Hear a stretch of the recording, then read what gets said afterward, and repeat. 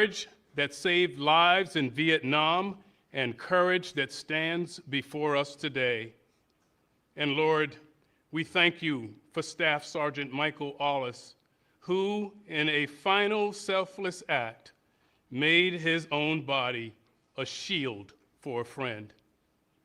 Bless the family and friends of these great men of honor, O Lord, and forbid that we leave this place as mere admirers of their heroic deeds. Plant in our hearts a measure of their courage that we might prove worthy of the freedom for which they and generations before them defended. Lord, now let the light of liberty continue to shine on our great nation. We pray in the strong name of the one who guides us. This will defend. Amen.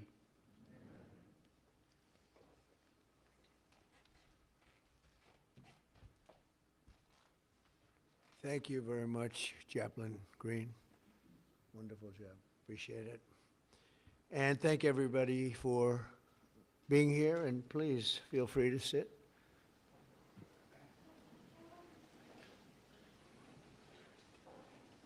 So before we begin this important ceremony, and there's no ceremony that can be much more important than this, let me provide a brief update on Operation Epic Fury.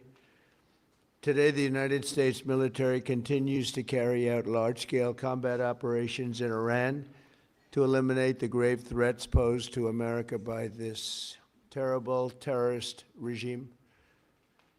Following our obliteration of Iran's nuclear program in Operation Midnight Hammer a short while ago, we warned Iran not to make any attempt to rebuild at a different location because they were unable to use the ones that we so powerfully blew up.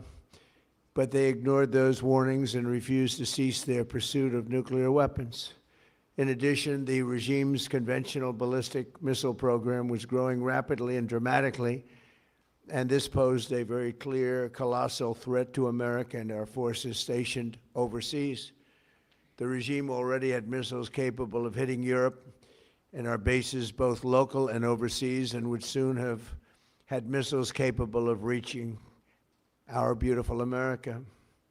The purpose of this fast-growing missile program was to shield their nuclear weapon development and make it extraordinarily difficult for anyone to stop them from making these highly forbidden by us nuclear weapons. We were the ones that were complaining. We were the ones that wanted it stopped, but everybody was behind us. They just didn't have the courage to say so. An Iranian regime armed with long-range missiles and nuclear weapons would be an intolerable threat to the Middle East, but also to the American people. Our country itself would be under threat, and it was very nearly under threat. I was very proud to have knocked out the Iran nuclear deal by President Barack Hussein Obama. That was a horrible, horrible, dangerous document. They would have had nuclear weapons 3 years ago, and they would have used them. But I'll not let that happen. For almost 47 years, this regime has been attacking the United States and killing Americans. Every time you see someone with missing arms and legs or a face that's been absolutely shattered violently, it was almost certainly caused by an Iran roadside bomb. They were put there by General Soleimani, who was the father of the roadside bomb. Very proudly, he thought, but I terminated him in my first term. This was our last best chance to strike what we're doing right now and eliminate the intolerable threats posed by this sick and sinister regime. And they are indeed sick and sinister. Our objectives are clear. First, we're destroying Iran's missile capabilities, and you see that happening on an hourly basis, and their capacity to produce brand new ones, and pretty good ones they make. Second, we're annihilating their Navy. We've knocked out already 10 ships.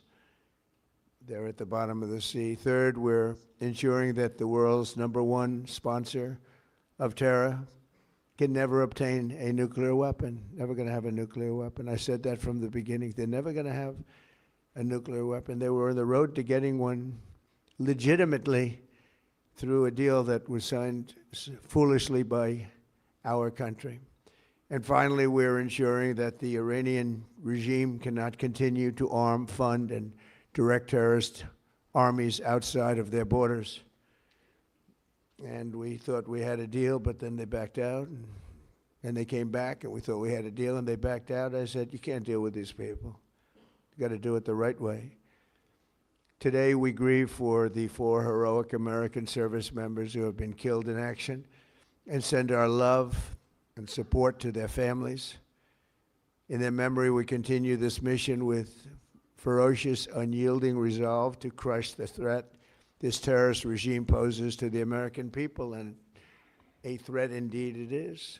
We have the strongest and most powerful by far military in the world, and we will easily prevail.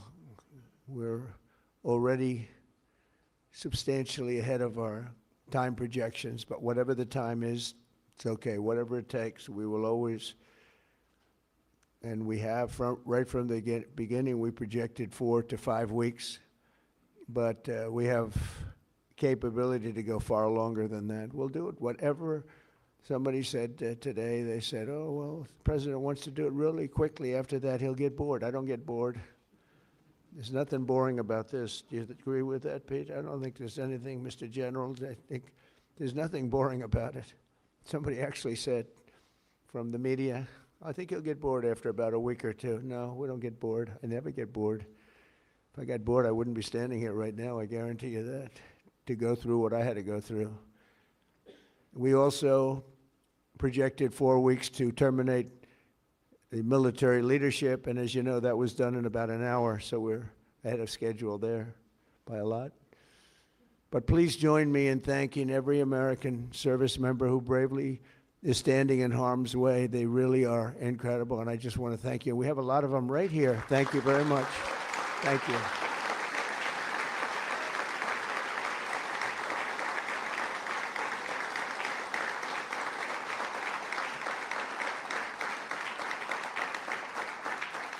Thank you, everybody. We have a lot of great service members here with us, too, in this beautiful building. Isn't it beautiful? We're adding on to the building a little bit. We're improving the building. See that nice drape? When that comes down, right now you see a very, very deep hole.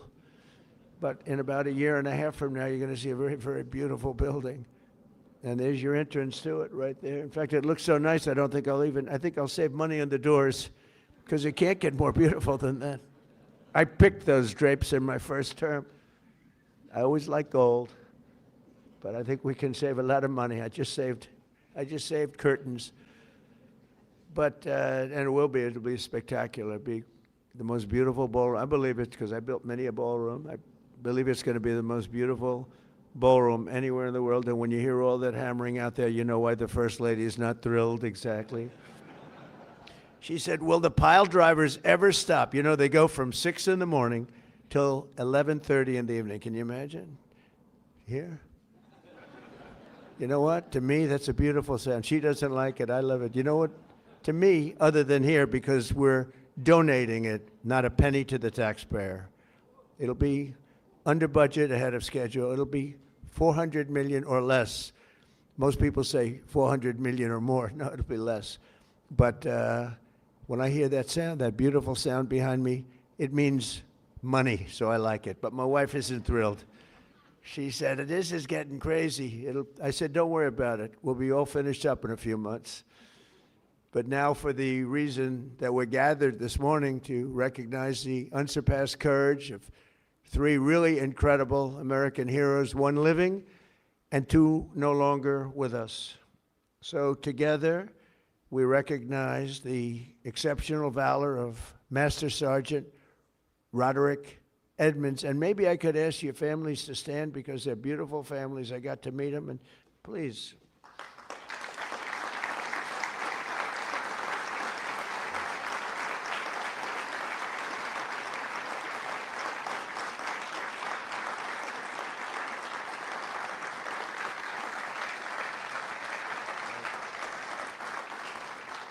So Staff Sergeant Michael Olis and Command Sergeant Major Terry Richardson, as they receive our nation's highest military award, the Congressional Medal of Honor. And we're pleased to be joined by Secretary of War Pete Hegseth. He's busy, very busy guy. In fact, I said, if you want, Pete, you can avoid it. General Raisin Kane also, and they said, we don't avoid this one. This is one you wouldn't avoid for anything, right? So we appreciate that you're here. Secretary of Veterans Affairs, who's doing an incredible job, Veterans Affairs, Doug Collins. Doug, thank you. You stand up, Doug. You're doing such a good job. 92% approval rating. Chairman of the Joint Chiefs of Staff, General Dan Kane, who's known as Raisin Kane. I liked him when I heard that name, Raisin Kane. I said, if it's true, you're my guy. And it's true. It just turned out. Guys, hit the like button. Also, if you could hit the hearts too. Thank you very much. This is live. Army Dan Driscoll and Army Chief of Staff Randy George. Thank you. Thank you both, Dan. As well as Senators Tom Cotton, Bill Hagerty. You guys were great on television this weekend. I'll tell you what, can't have a better representative than both of you. Thank you very much. And Representatives Tim Burchett, Jack Bergman, and Nicole Malliotakis. So we have a few others sitting here, but I'm not going to go through it because we have far more important people to honor today. Oh, we have Tom Homan. I got to at least mention Tom Homan. I would be a stand-up, Tom. What a job. Zero people coming in.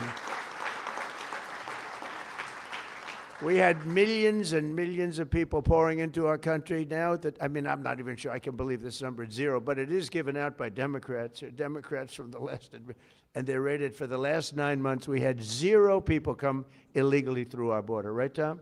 So I want to thank you very much. And I also want to salute 6 former Medal of Honor recipients: William Swenson, Jim McLuhan, Walter Marm, Thomas Payne, Sammy Davis. That's an interesting guy. Where is Sammy Davis? We have a big story here, Sammy. You've heard that all your life, I'll bet, huh? And Edward Byers. Stand up, please.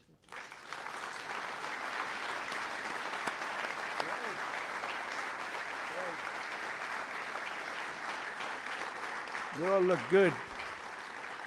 We all look good. We remember the ceremonies. All great. It's a great honor. There's no greater. I tried for myself. I've tried numerous times to get one by myself. I keep getting shut down. They say, you can't do it, sir. Bad protocol. Very bad. I would say the worst.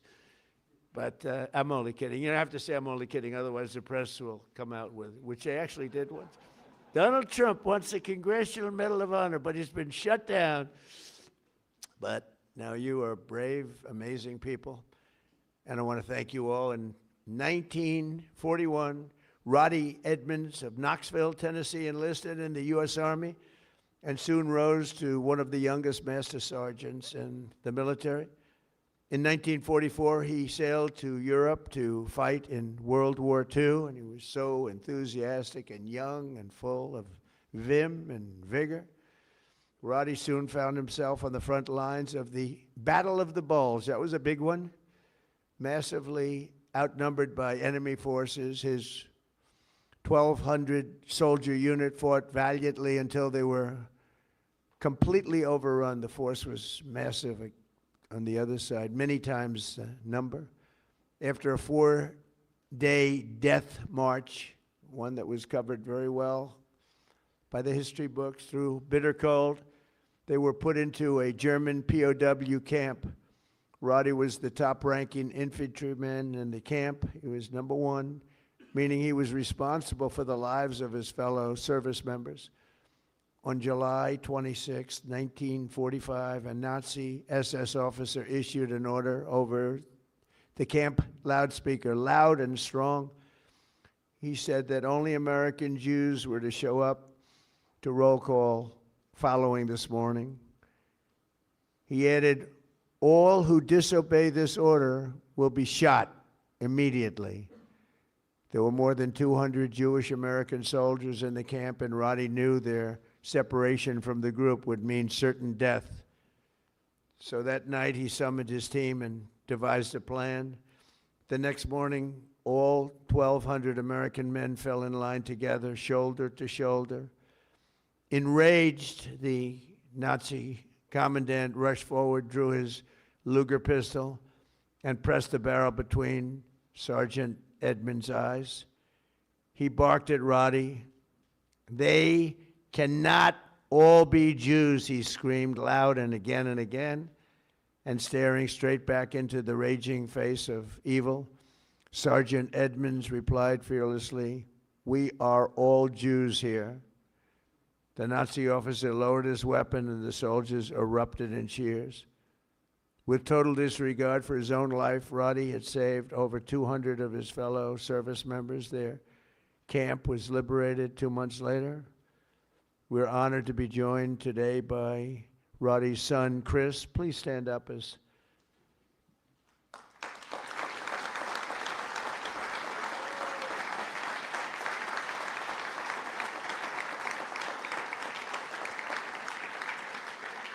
Thank you, Chris.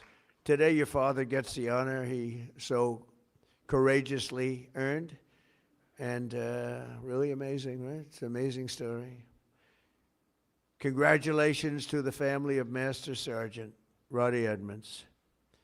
The next two we recognize today served in the 1st Battalion, 28th Infantry Regiment of the 1st Infantry Division, better known as Big Red 1. Do you know about that, Pete? Right?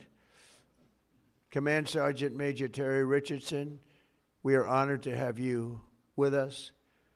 On September 12, 1968, 102 brave men of Terry's Alpha Company were asked with securing Hill 222 deep behind the enemy's line in Vietnam. They didn't know it at the time, had no idea, but the area was totally infested with nearly 300 enemy bunkers and many, many enemy soldiers, far outnumbering them by at least 4, 5, even 6 to 1. As Terry led Lima platoon up Hill 222, the enemy launched an ambitious and violent attack, unleashing a withering fire of machine guns and rocket-propelled grenades. Just didn't stop, just kept coming. Pinned down in hell on earth, Terry summoned unimaginable courage. 3 times he exposed himself to enemy fire to rescue severely wounded comrades, and 3 times he dragged them back to the group. Terry soon realized that the 82 remaining men had one chance of survival. That was air support.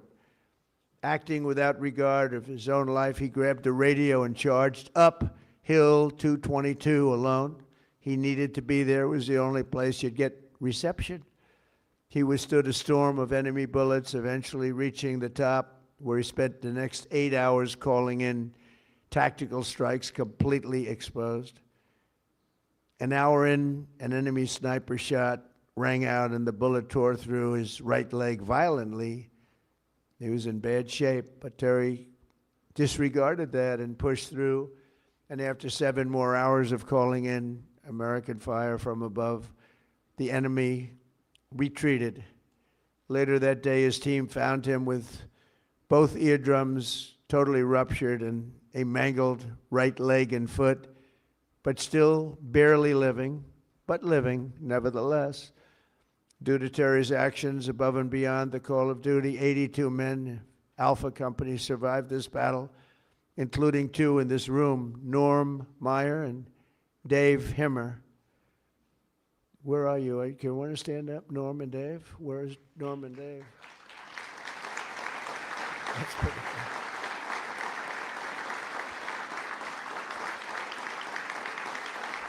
Pretty good.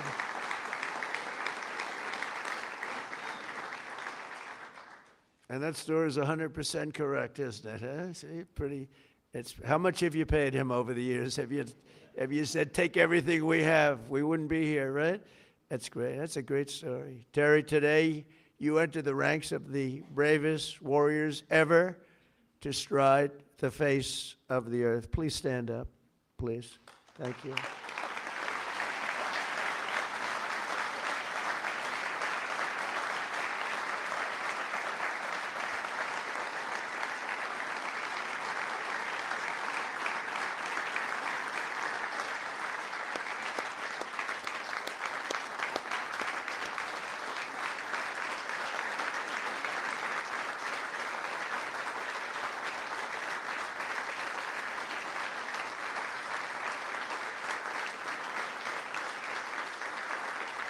That's great, Terry. That's a great, brave man. I met him back there. He said, he's central casting. Look at him. He looks great. He looks great. You feel like fighting? I think we could take him today. What do you think, Pete? We'll make a little deal with him, as you are a brave man. Finally, we honor one more American soldier, a fallen warrior of wars, and really, terror. Staff Sergeant Michael Olis, born in 1988 on Staten Island. Michael grew up seeing the World Trade Center across the bay. I know Staten Island so well. The people in Staten Island are amazing. After 9/11, Michael enlisted in the Army, and by 24 years old, he was locked in. He loved it. He wanted it so badly. He was a squad leader serving in Afghanistan with the 2nd Battalion, 22nd Infantry Regiment, 1st Brigade Combat Team of the legendary 10th Mountain Division. On August 28, 2013, terrorists detonated a 400-pound car bomb on the east wall of the forward operating base, Ganzi, ripping open a 60-foot wide breach into a compound that housed NATO coalition forces, a lot of them. 10 Taliban fighters wearing suicide vests swarmed through. From across the compound, Michael saw the pillar of white smoke rising and ran to join the fight, rushing without his gear, wearing almost no gear, no Kevlar helmet, no body armor, just one magazine in his rifle. Along the way, he encountered a Polish soldier, and together they advanced under heavy fire, very, very heavy fire. At one point, shrapnel ripped through the Polish soldier's legs, rendering him unable to walk, very, very severely hurt. In that chaos of gunfire, explosions, and charred human remains, a terrorist insurgent appeared, rounding a corner with his suicide vest, fully armed, and you could see it. It was going to happen. He charged the wounded Polish soldier without hesitation. Michael raised his gun and forced himself between the insurgent and the man he just met, shielding him with his own body. He knew it was going to happen. He shielded him with his own body. You know, bravery's amazing. You never really know who's brave, who's not, until they're really tested. We think some people are brave, Pete, and they're not. We think others aren't, and they are. You never know. But he was tested. That's called the ultimate test, right? And at perhaps his final heartbeat, Michael fired his weapon, and the terrorist detonated his vest simultaneously. Staff Sergeant Olis was killed just weeks before his 25th birthday, and nobody was any more brave than that. In his final act on earth, Michael absorbed the blast, sparing the life of that Polish warrior, who we are grateful to have in the room with us today, Second Lieutenant Carol Sierpika. Carol Sierpika. Where are you, Carol? Hey.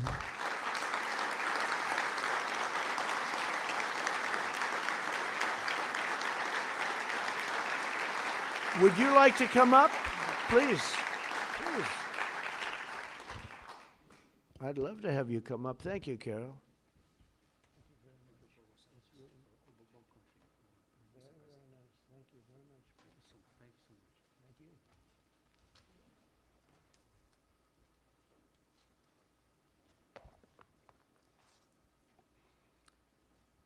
Mr. President, Minister of War, my Minister Polish of National Defense, distinguished guests, everyone gathered here today, dear my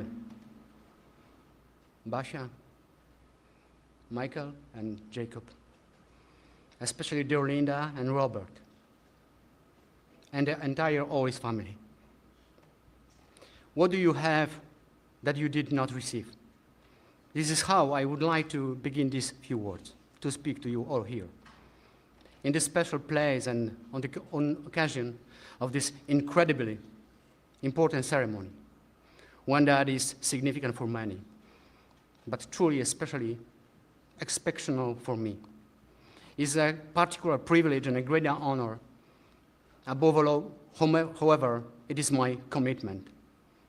It is a part of my new mission, which began 13 years ago. A soldier is not something you are from time to time. It is who you are forever. It is just like you are not a mother, a father, a sister, and brother, or only for a moment. These are not roles given to us for a while. They are a great gift, but also a great lifelong commitment. Yes, today my commitment and my greatest gift is to cultivate the memory of true, heroic act of courage that I witnessed performed by your beloved son, Michael.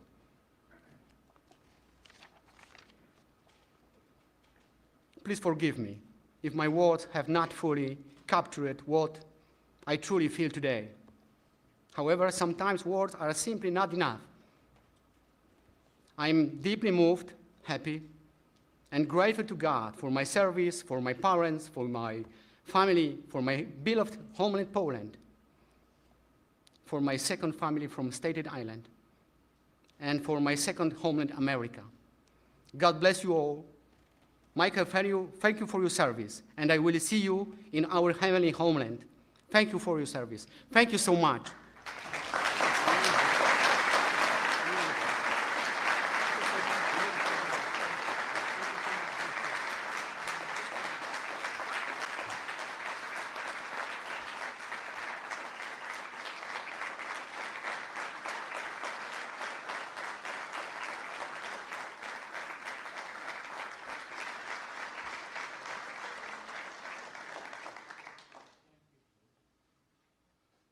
And Carol is joined by his wife and their two wonderful sons, Jacob and Michael. Michael is named after the American hero who saved his father's life. So stand up, Michael. Let me see.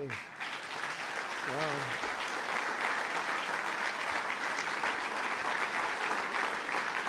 That's great. We're also pleased to be joined by several members of the Polish government, including representatives of the president, who I think is a fantastic man, by the way. I must be honest with you. I endorsed him and he won, and he came from behind, he won, and he was the biggest story in Europe, and he's going to be a great president. He already is. But as well as Poland's Minister of Defense, to honor the blood and sacrifice that has helped seal the Polish-American bond. We have a great bond. We have a great relationship with your country. And I just want to thank you to Michael's parents, Bob and Linda. Your son's selflessness in the face of real evil reminds us of the courage that keeps our country free. And I just said the genetics in that family are very strong, right? I said that before. All three families, I said, good. I see some of the young ones today. And I said, you have good genes. They were asking me, what does that mean? I said, don't worry about it. You'll figure it out. But you have the best genes you can have, actually. So thank you for giving America your beloved son. And now I would like to ask the military aide to come forward and read the citations, and then we will do the honors. Thank you all very much. This is a tremendous honor for me to be here. Thank you. Please, military aide.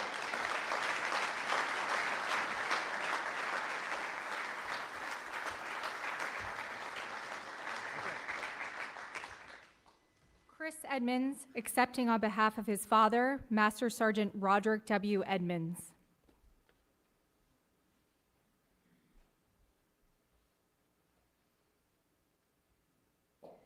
The President of the United States of America, authorized by Act of Congress, March 3, 1863, has posthumously awarded in the name of Congress the Medal of Honor to Master Sergeant Roderick W. Edmonds, United States Army. Master Sergeant Roderick W. Edmonds distinguished himself by acts of gallantry above and beyond the call of duty from January 27, 1945 to March 30, 1945 as a prisoner of war in Germany.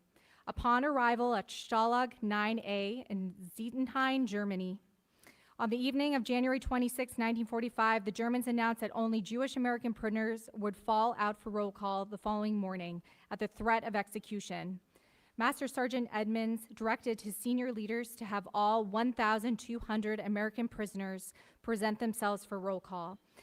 The Nazi commandant became incredulous after realizing that so many Americans were standing in formation. The commandant removed his pistol, pressed it hard against Master Sergeant Edmonds' forehead between his eyes, and demanded that he order all Jewish American prisoners to step forward or he would be shot. Master Sergeant Edmonds fearlessly held his ground, refusing to concede. The commandant lowered his weapon without further attempts to segregate the Jewish American prisoners. Several weeks later, in March 1945, the Germans ordered all prisoners to assemble outside the barracks for evacuation. Master Sergeant Edmonds ordered all American prisoners to form in front of the barracks, and when the enemy transports arrived, they would break ranks and rush back to the barracks. Master Sergeant Edmonds gallantly led these prisoners in a relentless pursuit of opposition and resistance, forcing the Germans to abandon the camp, leaving the 1,200 American prisoners behind. Master Sergeant Edmonds' conspicuous gallantry above and beyond the call of duty are in keeping with the highest traditions of military service and reflect great credit upon himself, his unit in the United States Army.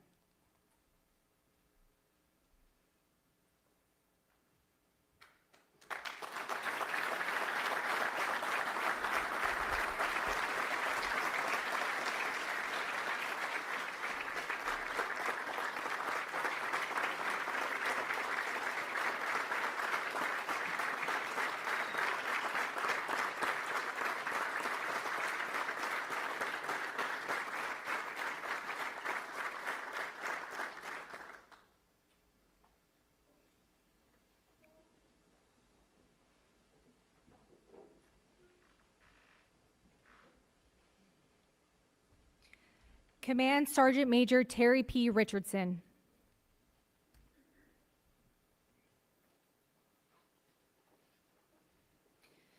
The President of the United States of America, authorized by Act of Congress March 3, 1863, has awarded in the name of Congress the Medal of Honor to Staff Sergeant Terry P. Richardson, United States Army.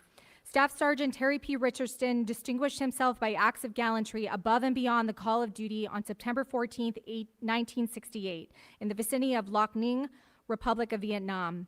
On this date, his company was tasked with the mission of securing Hill 222 in hostile and enemy territory near the Cambodian border. Staff Sergeant Richardson directed one of his squads to be the point element leading the way. Shortly after the assault began, 3 of the squad members became severely wounded and pinned down between 3 enemy machine gun bunkers. Staff Sergeant Richardson advanced forward under heavy enemy fire and recovered his wounded soldiers between heavy machine gun fire. By the time he was able to make it back to join his unit, his entire company had been completely surrounded by the enemy. Staff Sergeant Richardson recognized that the only way to keep his company from being overrun was with accurate tactical airstrikes. Staff Sergeant Richardson advanced to the top of Hill 222 under heavy enemy fire for better sight lines to direct the tactical airstrikes. He began to direct the tactical airstrikes and shortly thereafter became wounded by an enemy sniper. Staff Sergeant Richardson continued directing the tactical airstrikes for 7 more hours before the enemy broke contact. 6 soldiers from his platoon found him still alive. Staff Sergeant Richardson declined medical evaluation for his gunshot wound and requested that he be allowed to stay to lead his soldiers. Altogether, his actions directly resulted in 85 lives being spared on that fateful day. Staff Sergeant Richardson's conspicuous gallantry and extraordinary heroism at the risk of his life, above and beyond the call of duty, are in keeping with the highest traditions of military service and reflect great credit upon himself, his unit, and the United States Army.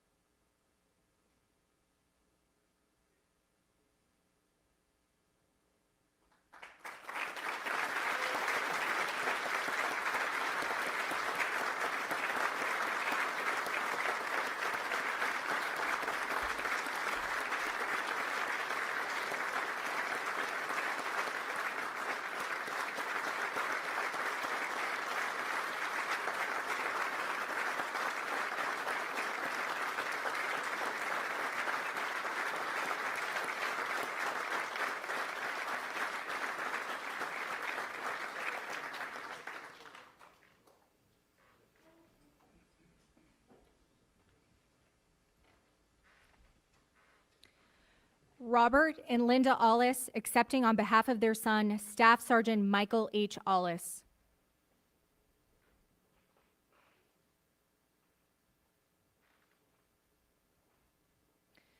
The President of the United States of America, authorized by Act of Congress March 3, 1863, has posthumously awarded in the name of Congress the Medal of Honor to Staff Sergeant Michael H. Olis, United States Army. Staff Sergeant Michael H. Olis distinguished himself by acts of gallantry above and beyond the call of duty on 28 August 2013 in Afghanistan. On this date, a complex enemy attack involving multiple vehicle-borne improvised explosive devices, suicide vests, indirect fire, and small arms fire was launched against Forward Operating Base Hanzi. Staff Sergeant Olis ordered his fellow soldiers to move to bunkers to shield themselves from enemy fire. After accounting for his soldiers, he moved toward the enemy force that had penetrated the perimeter of the forward operating base. Staff Sergeant Olis located a coalition forces officer, and together they moved toward the point of attack, armed with only their rifles. Upon reaching the attack point, they linked up with other friendly forces and began a coordinated effort to repulse the enemy. While under continuous fire, Staff Sergeant Olis moved from position to position, engaging the enemy with accurate and effective fire. While fighting along the perimeter, an insurgent came around the corner.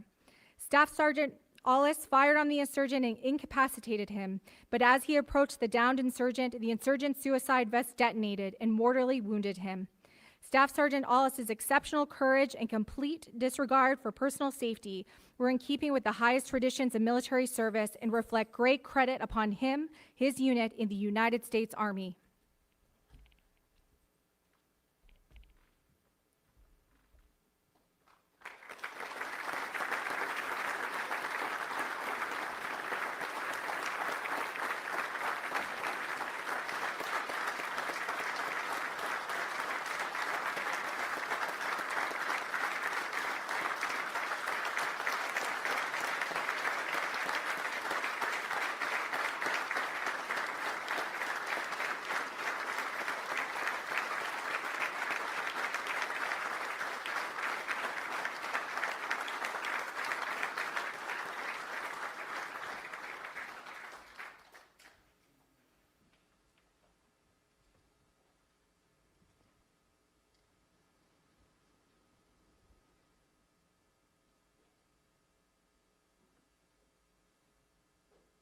Ladies and gentlemen, please bow with me as we give the benediction. Eternal God, our unfailing light in every darkness, the rock on which we stand, as we depart this place of honor, may the courage of these heroes be our example, righteousness our choice, and hope in you our guiding light. We especially ask for your protection over our military service members who are protecting the interests of our nation at this very moment. And Heavenly Father, grant us the will to do justly, to love mercy, and to walk humbly before you. In your holy name we pray. This we'll defend. Amen.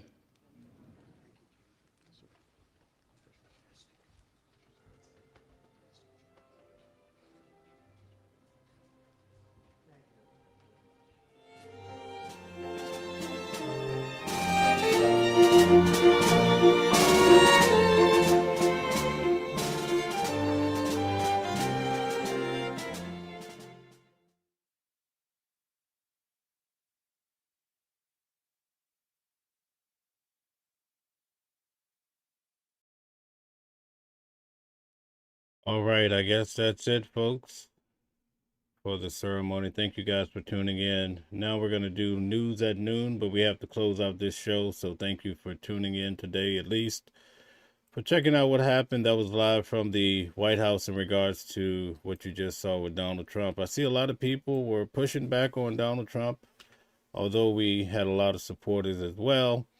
So give us about 5 minutes and we'll be back on with news at noon. Today we're going to talk about what's happening in Iran. Also a little bit about Don Lemon, as well as Nancy Guthrie, and another few points that I think you guys will find quite intriguing. Thank you so much for all the individuals that hit the like button, share, and subscribe. Thank you so much. We just ask that even though there's a difference of opinion between Republicans, Democrats, Independents, we just ask that you try to be respectful to all individuals. Thank you. We'll be back in a few shakes. Thank you.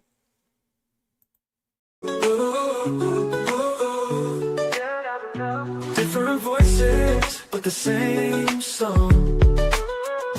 Living a world where we all belong. Kindness leading the way, breaking the chains. In the symphony of love, the theme remains. Embracing diversity, brighter days in sight. Watching the world sharing love and light. Hearts beating as one in our peaceful flight. Colors of harmony, painting the night. United we stand in love's pure might.